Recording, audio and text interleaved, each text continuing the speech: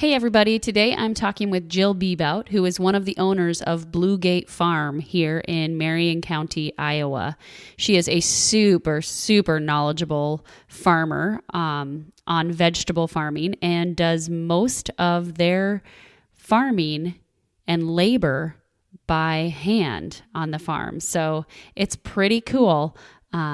We actually get most of our produce during the 20 weeks that they offer a CSA program from this farm. And it has opened my family's eyes to some new and unusual vegetables and fruits, and has really given us the opportunity to step outside of our comfort zone and learn how to cook some other vegetables, learn how to incorporate some other foods into our lives. So I just want to invite you today to listen in on how Blue Gate Farm has cultivated health, harmony, and happiness in Jill's life.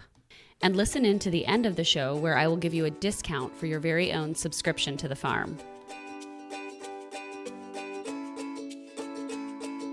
Welcome to Health, Harmony, and Happiness with Kathy. I'm your host, Kathy Stricker. I'm a wife to a law enforcement officer and mama to 3 lively littles. I'm a business owner, yoga teacher, health coach, and wellness and life enthusiast. And what I really like doing is connecting others like you with resources that could bring you health, harmony, and happiness on your life journey. These 3 elements are a result of that inner light that flows naturally through you and brings contentment.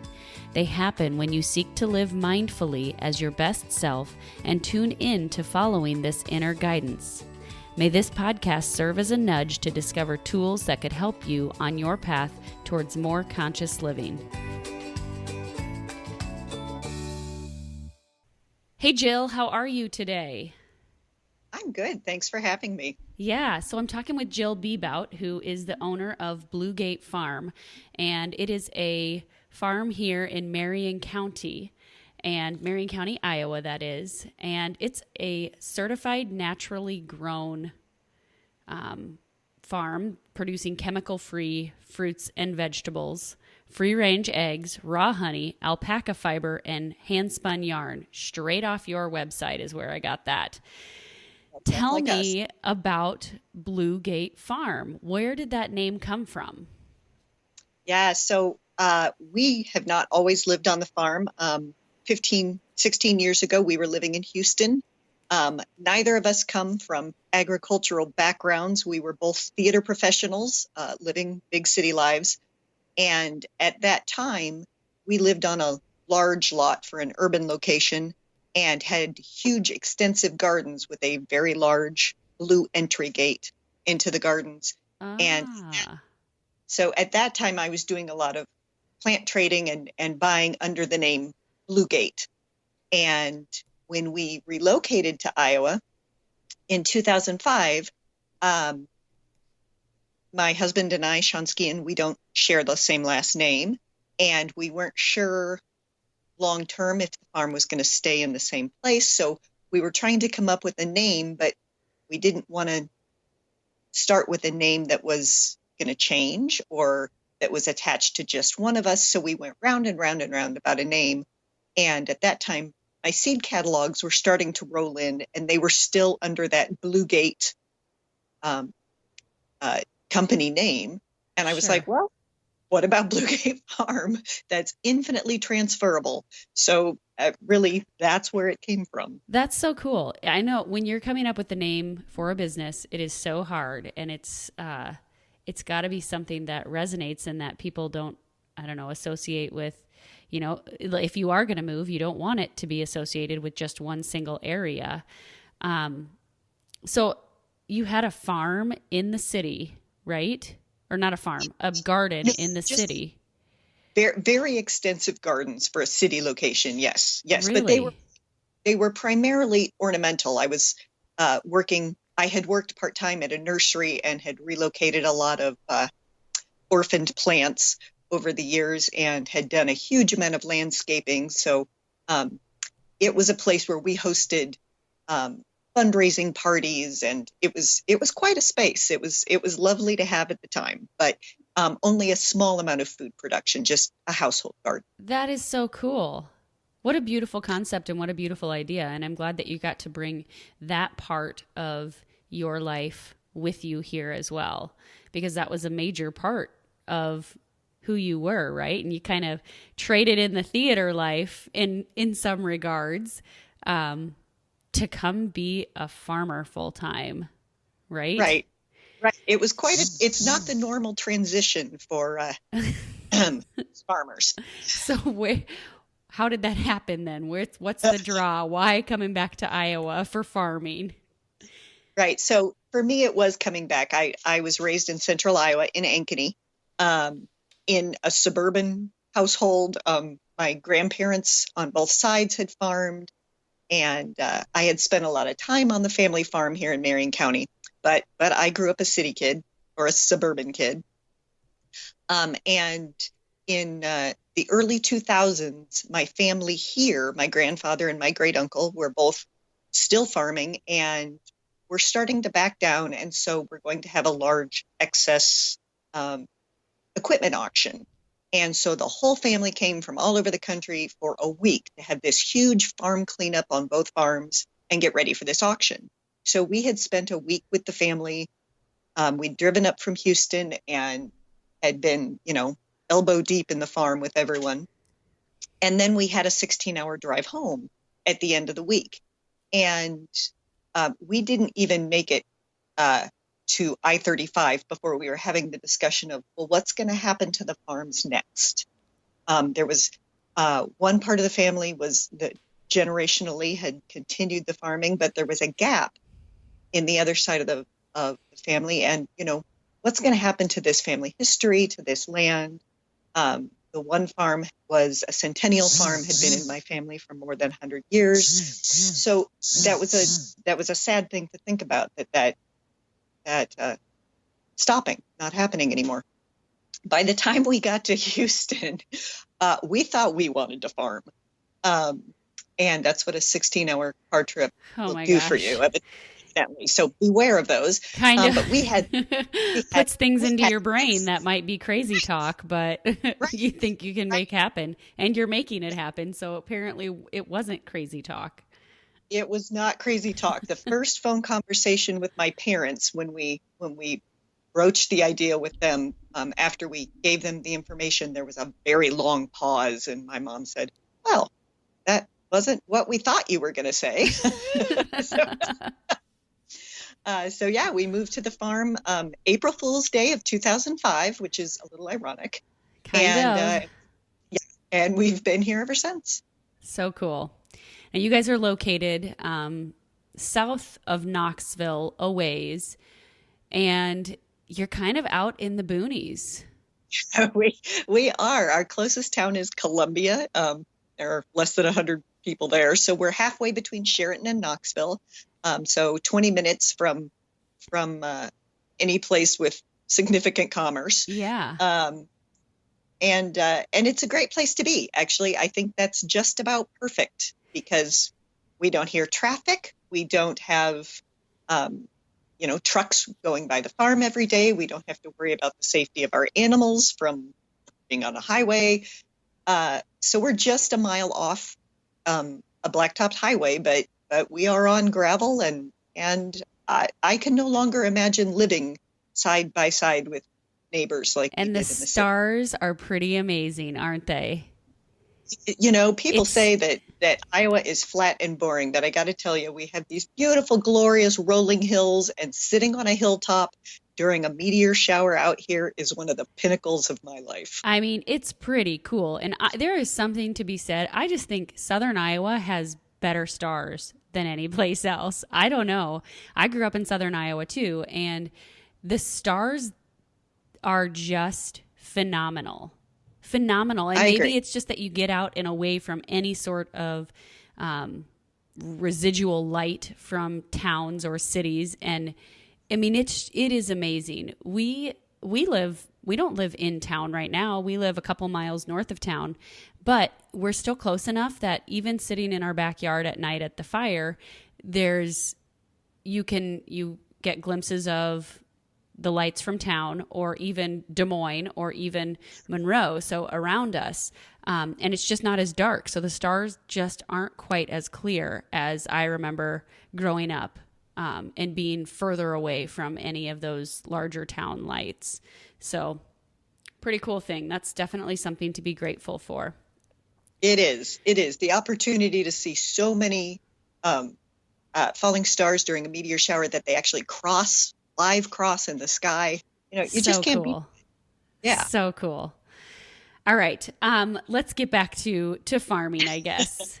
That is part of it, though. That's part of the beauty of being able to be in nature and be with nature, and to get involved that way. So speaking of that, you are certified naturally grown produce. You have certified naturally grown produce. What does that mean? What's that title even encompass? Right. It's one that's not as well known. Most people are aware of what organic is, or they think they know what organic is.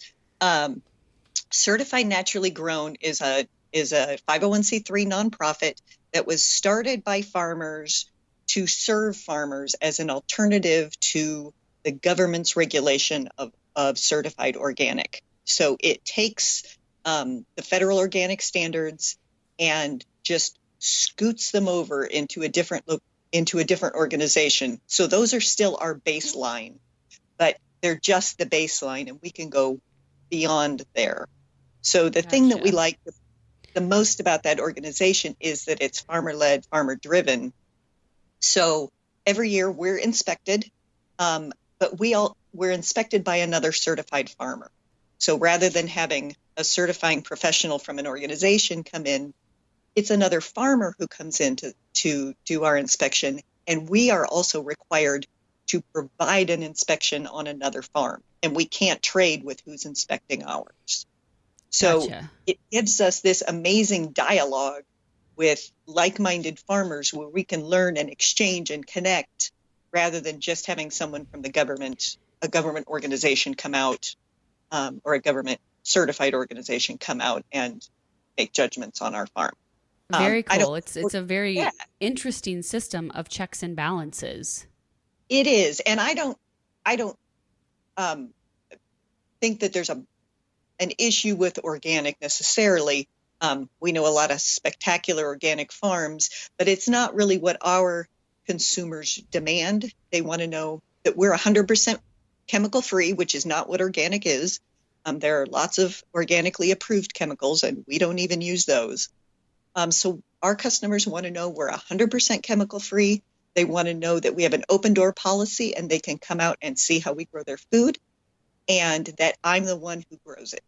So they want to be able to have that connection and that dialogue, but most of them don't really care about having a certified organic status. Sure. Okay, so go back over that again. What are the things that make certified naturally grown unique in comparison to organic? You said 100% chemical free, and so that people can come out and see the farm. Is that not the case at organic farms? So that's not a certified naturally grown standard. That's our personal choice. Okay. Certified naturally grown, its baseline is the same as certified organic. Gotcha. But instead of being certified by a third-party organization, or inspected by a third-party organization, we're inspected by another farmer. Sure. So it's basically a grassroots version of organic. Sure. We then go beyond those standards. You guys personally do. Yes. Because that's such the niche that I think that people really do want. You're hitting it there. They want to be able to, like you said, see where their food is grown and know that it is safe, and they're not going to worry about the levels of arsenic in the food that they're feeding their babies. Right. And they want to be able to have that conversation, that the difference in buying directly from a farmer like us or buying from the grocery store is, then I'm your farmer. You have a personal farmer who's growing your food, and you can have those conversations. You have a person to ask those questions to, be it, what the heck do I do with kohlrabi? Or questions about their own gardens, if they have small gardens, or questions about how we grow or why we make the decisions we do. We are that resource. So when you have that connection with a farmer, you're not just buying your weekly lettuce from them. You're actually gaining a resource and a source of knowledge and information for what you're feeding your family. And it is so helpful. We buy into your CSA program, which we're going to talk about here in just a second.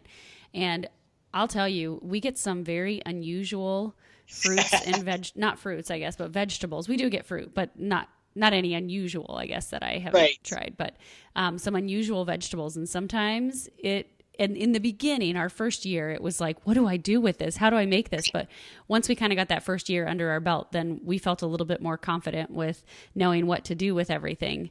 But it's wonderful because then I did feel like I could reach out to you, or I could ask you, hey, what am I supposed to do with this? Or how does this work? Or just kind of some of those questions that you come upon.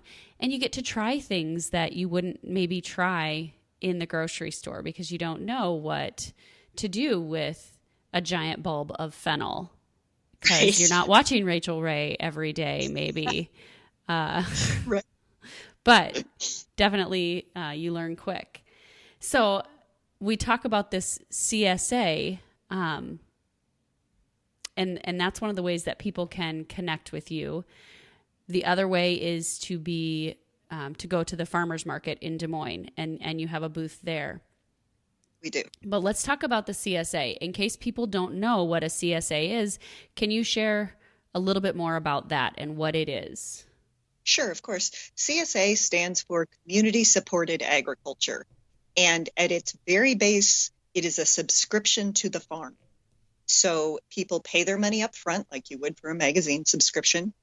And then starting the first week in June, we deliver to you a box of fresh produce every week for 20 weeks.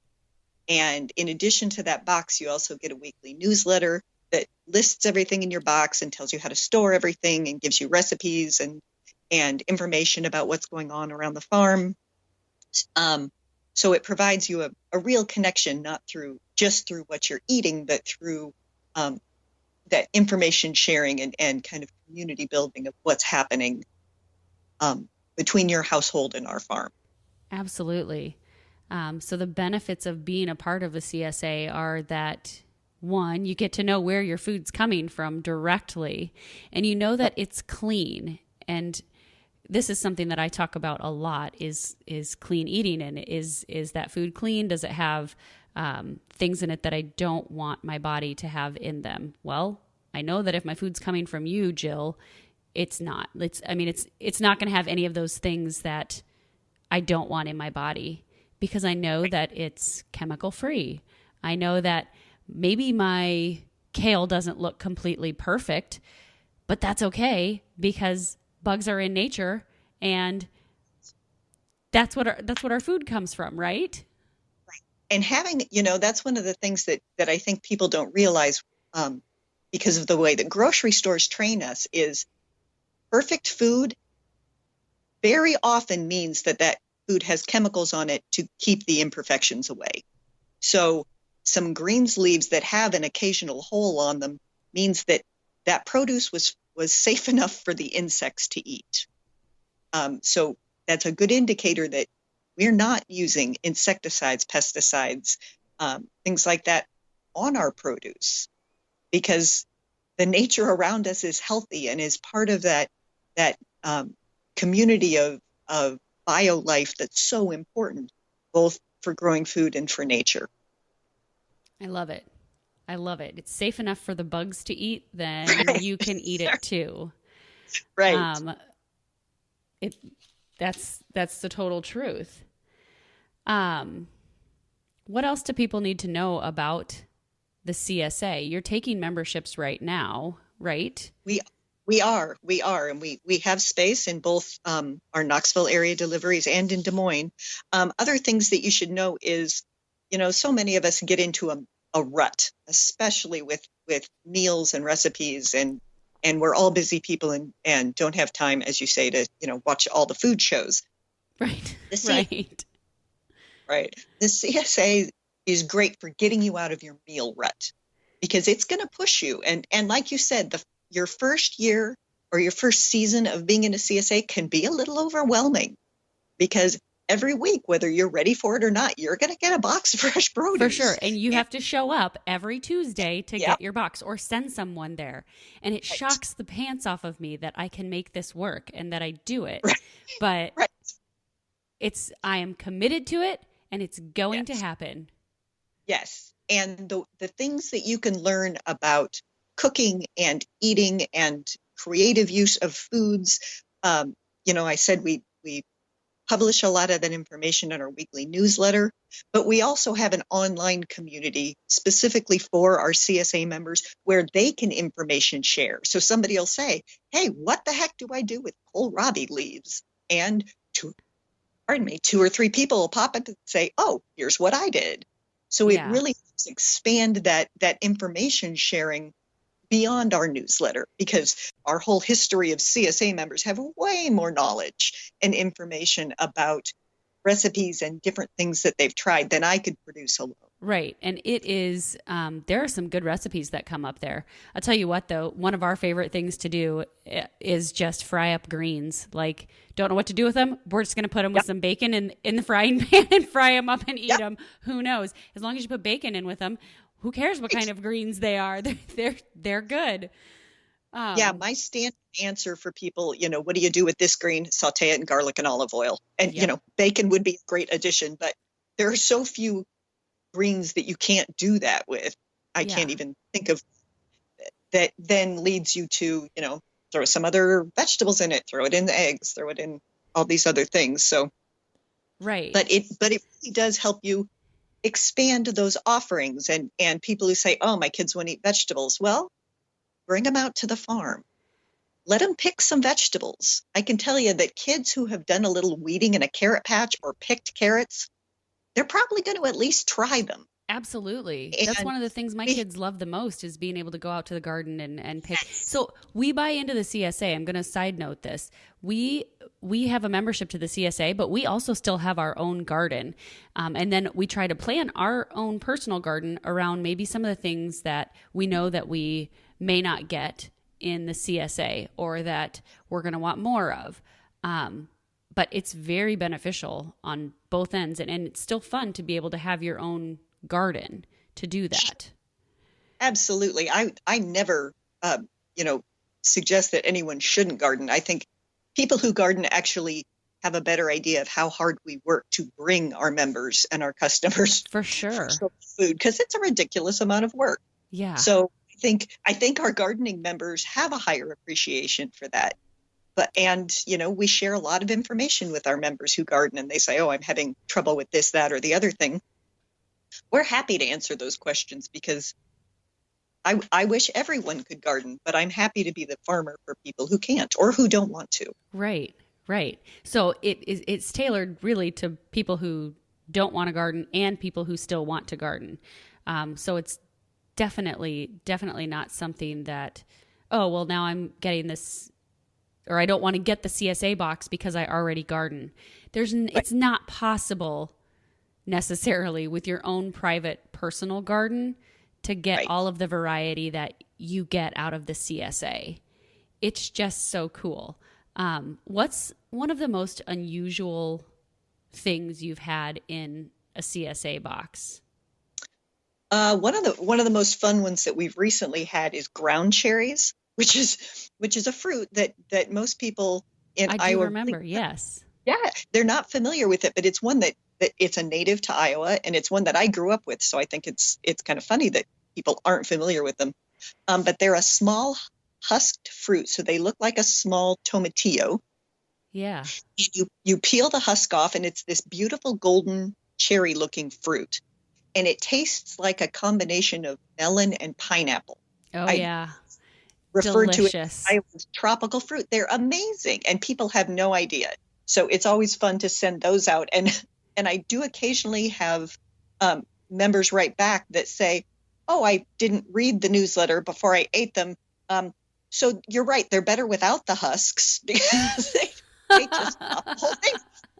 But, I kind of love that that they trust me enough to know that I would only send them No good kidding. things to eat, and that they were just willing to go on that food adventure. And that's really kind of a key for CSA, is you have to think of it as an adventure, or like Christmas morning every day when you open your every Tuesday when you open your box, it should feel like Christmas, that we are giving you this gift, that there's all these exciting things inside, I love and it. it's That's always so true. It is a food adventure. right. And if you approach it that way, it's a lot easier. Yeah. I If you're excited about it, if you just see it as this burden of vegetables, CSA might not be for you, and it's not for everyone, which is why we also do farmers market. But Yeah. but it has such the opportunity to be transformational for people who can make it work in their lives. Right. And sometimes you get an overabundance of some things and you just can't use them all. And we like tomatoes this year, and I was not in the I had a baby in August, so I Right. was not like doing a whole lot of canning or anything. Um, we ended up giving a lot of our tomatoes away, but sometimes that's how the year rolls sometimes in gardening and in agriculture, is that you have this abundance of something one year, and then maybe the next year it just doesn't do as well.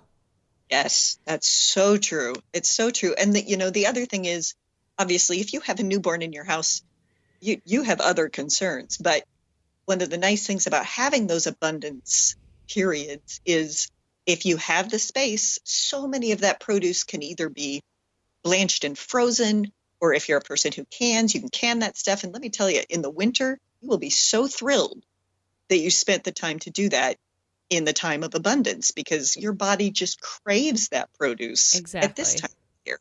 Exactly. Usually I freeze tomatoes and then make salsa in the winter when I'm a little bit slower. That didn't happen this year. I think we did make one or two batches of salsa, but I was I wasn't all about it this past Yeah, year. no, But you it's had great, and I feel like we had a lot of eggplant. Was that this year or last year? I don't know. One of the times we had a lot of eggplant. And I think actually, go ahead. I think I think maybe both. We've had the You last know, couple of years, we've had and the good funny thing eggplant. is, you're supposed to eat eggplant to like it's supposed to help induce labor. It's Uh, a and that's what my midwife told me. So I was eating eggplant like there was, and I don't even like eggplant. Like, but I was making myself eat it. It didn't help, I don't think. But that's one of the things apparently that's supposed to induce labor and has worked for some people. I don't necessarily think it worked for me, but I was eating a lot of eggplant. And it was right. very nice because it just came to me in my box every week. Good. Very good. Yeah, and that's one of those things, is somebody will say, "Oh, I don't like eggplant," or "I don't like cucumbers," or whatever the thing is. And the truth is, we don't have a system in our CSA to take things out of your box, to customize them at that level. So the thing I recommend to people is, what? Make friends with your neighbors or your Absolutely. coworkers. If you have, or you're on vacation for a week, people say, "Oh, I'm going to be gone for 2 weeks." Great. Contact a friend, have them pick up your box, and either have them pick it up and drop it off for you, or let them use it for a couple weeks. That's a Absolutely. great a gift to share with someone. No kidding. Here, let me get your vegetables for the next week or two. Right, right, You don't have to go to the grocery store and get those. exactly. It is beautiful. Talk about the farmers market just a little bit, because you are at the Des Moines Farmers Market every week in the farmers market season, which is like May or April. When does it start? First Saturday in May through the last Saturday in October. Yeah, so that's a long time every So Saturday to be going there. very early mornings. Yes. Yeah. It's Yeah. a So quite the production to be able to go up there and set up shop and be able to serve people in that capacity, because it's it's huge like you're setting up a grocery store every every week. week. Yeah. Yeah, it takes us almost 2 hours to set up for market every Saturday. So we have a pretty intense setup. Um, where for those of you in Des Moines, we're on the corner of Second and Court, so we're right on the main street, and the market is an awesome opportunity for us. Um, there is nowhere else we can go with our produce and our products where that many people can have eyes and access to it. So for our produce always, but also we sell a lot of jam. I spin and dye fibers and yarns, and we raise popcorn and other things like that. So we have a fairly diverse offering, and it's such a great opportunity for us to be able to put that in front of a lot of people. And that's honestly where a large number of our CSA members have come from historically, especially our Des Moines members, is that they get to know us at market because we're there every Saturday for 26, 27 weeks. We've been there every Saturday, except I think we've missed a total of 4 Saturdays because of medical issues since 2005. That's incredible. So we're there a lot. Yeah. And really allows us the opportunity to develop those relationships with our customers and the other farmers who are coming in from other parts of the state, and be able to develop and kind of nurture those relationships that with people that we get to see every Saturday for half of the year. That's very cool. And the other thing is, if you want, you can volunteer to help with your booth at the market, can't you? Can't people? Yeah, absolutely. We have our Bluegate Farm market team, because I go to the market by myself. It takes 2 people to run our booth. We tend to be pretty busy, and setup is pretty extensive, as I mentioned. So I have this amazing team of volunteers who sign up over the course of the season to come in, and I just ask that people do at least 2 markets over the 6-month period, just to cut down on training a little bit. Sure. But I have this amazing core of volunteers who come in, and some people do it once a month. Some people just do it twice over the season. And they're there. They meet me for setup. We set up, we run the market, we break it down, and they go home. And beyond my extreme and heartfelt thanks, they also earn a booth credit to use at the booth that day when they're there. So it's not just that I'm completely taking advantage of their amazing generosity. You know, we like to say thank you in multiple ways for that. But it's really a neat thing because so many of them are our regular customers, our CSA members, so they can speak to their experience. When people have questions about the CSA or questions about the produce, these are people who have a vested interest in the answer and love to share. So it's a great opportunity for me to get to hear that, and for our customers to be able to have those interactions as well. Awesome. It's a great testimonial to the quality of products that you are providing. Definitely. It's huge. Yeah. Our customers and our members are number one, our best advertising. And I have to say that your popcorn, I'm going to go back to this because you mentioned popcorn, is delicious and amazing. So that's something for people to take note of as well, that the popcorn is wonderful. So thank you for that. I'm glad you enjoy it. Let's talk a little bit, just kind of starting to wrap things up. Mm-hmm. You, as you had mentioned, people can buy into the CSA, whether they're in the Knoxville area or the Marion County, or in the Des Moines area, because every Tuesday you also do a delivery in Des Moines, which is very cool, right? Oh, it's great. I would love to see our local numbers continue to grow. Our Marion County numbers continue to grow because this is our community, but we couldn't do it without our Des Moines members. They are certainly more than half of our membership and obviously of our market customers, and they are highly dedicated and enthusiastic. So having members in both of those places for us is really important. Excellent. So how do people go about signing up for the CSA?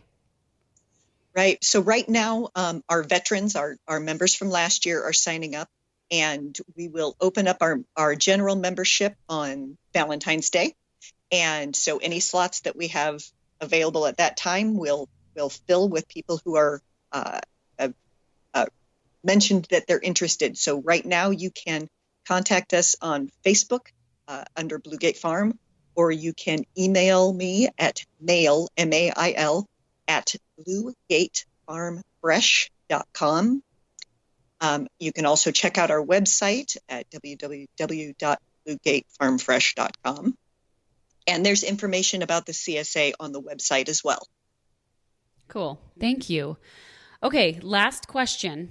How does all of this, so this dream of moving from the city to rural Iowa to raise a farm, to provide produce for so many families each week and enrich so many people's lives because of the health and the wellness that you are bringing into their lives, how does all of that bring health, harmony, and happiness to you? That's a complicated question. I think I have never been so healthy physically as I have grown to be since being on the farm. The connection to nature is both the high point and the greatest challenge in my professional life here on the farm. It is inspirational and fulfilling and awe-inspiring and frustrating and aggravating and all of those things. So the farm, I tell people, the farm is an amazing place to wake up in the morning. And the farm is an amazing place to go to sleep at night. I sleep very well, which I know most of my friends around the country don't. So the farm really aids in that sleeping, and that's critical. I think the ability to eat well and sleep and be out in nature all the time is an overwhelming opportunity, and so often fills me with an overwhelming sense of well-being. And Good. I think that's kind of the pinnacle for me. That said, my body has worked incredibly hard. I have a pretty stressful job as far as, providing food for all these people.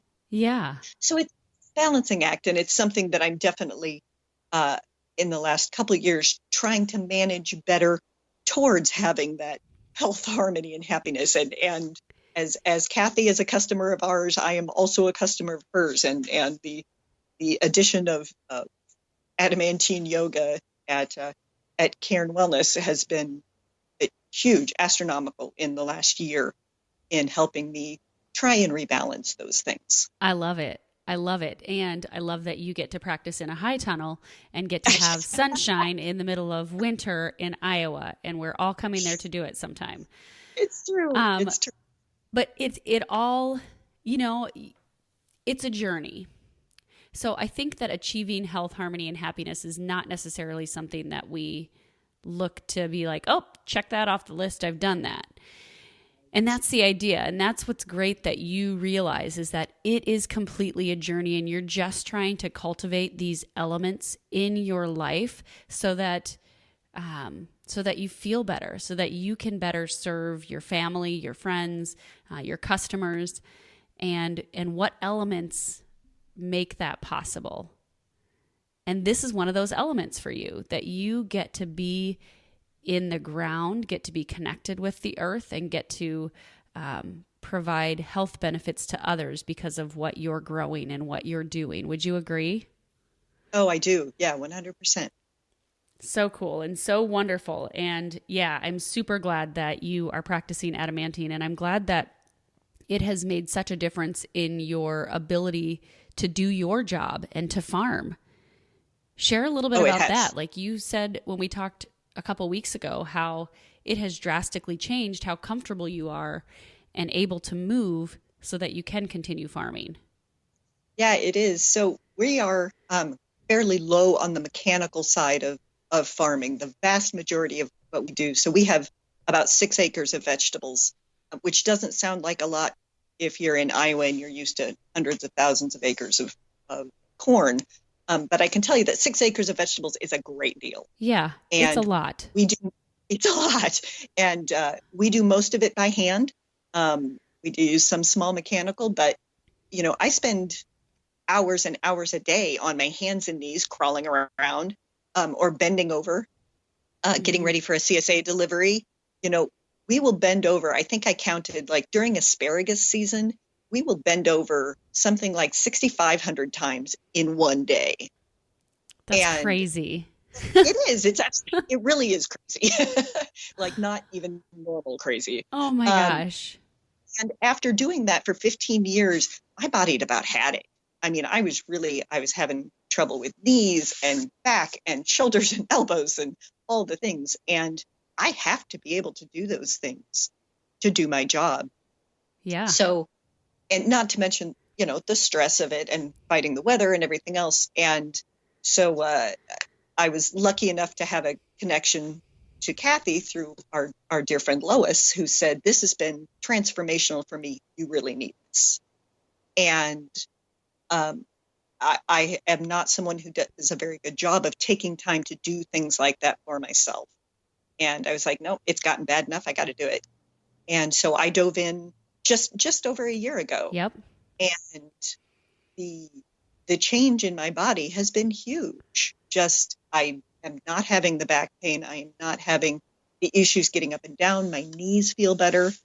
And I'm someone that's a multiple knee surgery survivor. So to say that my knees have gotten better is a huge thing.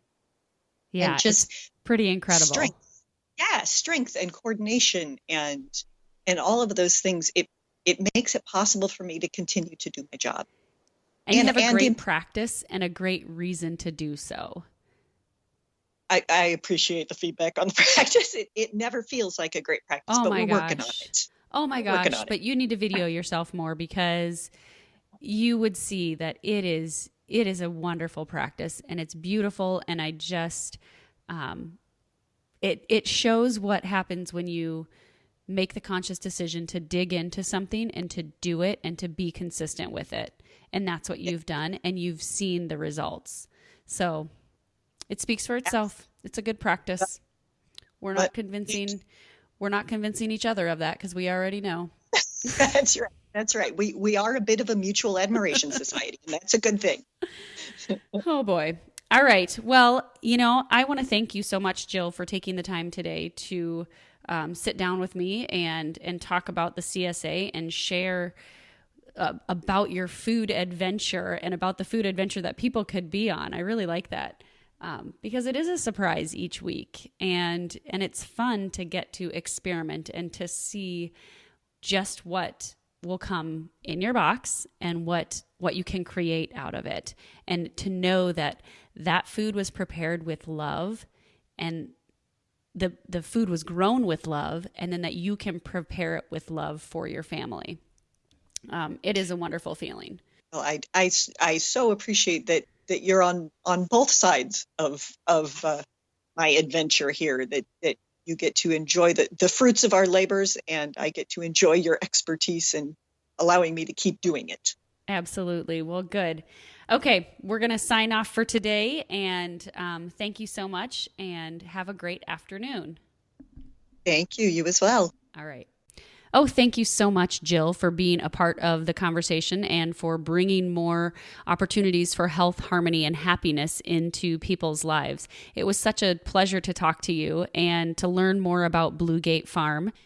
And as I mentioned at the beginning of the show, Jill is offering a special discount to listeners of this podcast. If you live in the Knoxville or Des Moines, Iowa area and want to be a part of Blue Gate Farm's food adventure this summer, or for 20 weeks beginning this spring and continuing on through the fall, then head to BlueGateFarmFresh.com and sign up for the CSA membership. You'll get $20 off just for listening to this podcast and mentioning that you heard Jill on Health, Harmony, and Happiness with Kathy. Then every week, you get a box filled with seasonal fruits and vegetables that were grown locally without the use of chemicals. It's been so great to learn what a CSA is. It's that community-supported agriculture. And even if you don't live in our area or in Iowa, seek out a CSA wherever you live. The idea is that you are learning about where your food is coming from, how it's produced, and just educating yourself a little bit more about why maybe choosing foods that are mass grown in mass production at the grocery store, or for the grocery store rather, might not be the best option for you and your family. It doesn't have to be organic produce, but just start educating yourself and researching what is in the food that you're consuming, even if it is vegetables, because those vegetables and fruits are lots of times sprayed with chemicals. So it's great to know that I have a connection with Jill where I can know where my produce is coming from, or a large majority of our produce that we would purchase during those 20 weeks. So seek that out. Look into a CSA or a local farmer in your area who may be providing agriculture. Go to your farmer's market. Take the time on Saturday or Tuesday nights or whenever it's offered in your community to support those local growers and local farmers who are working to try to bring you better health and wellness through the produce and products that they are selling there. But do your research also, because not all vendors at farmers markets grow their food personally. Sometimes they are brought in. So make sure you have that conversation with your farmer and with the person that you're purchasing your food from if you are at a market. I want to know, do you purchase your food from a CSA or from a local grower? If so, why? Why do you choose to bring health, harmony, and happiness into your family's life through locally grown produce? Share in the comments, cairnyogawellness.com/podcast25, or in our Facebook community, Cultivating Health, Harmony, and Happiness. Tell me why. Just let me know, let the rest of the world know why you choose to use locally grown produce. All right, that wraps it up for today. Thank you all so much. Please head over to the website. It is at cairnyogawellness.com/podcast25 to get the show notes for this episode, where you'll have some highlights of what we talked about, as well as all the links to get connected with Jill and Blue Gate Farm.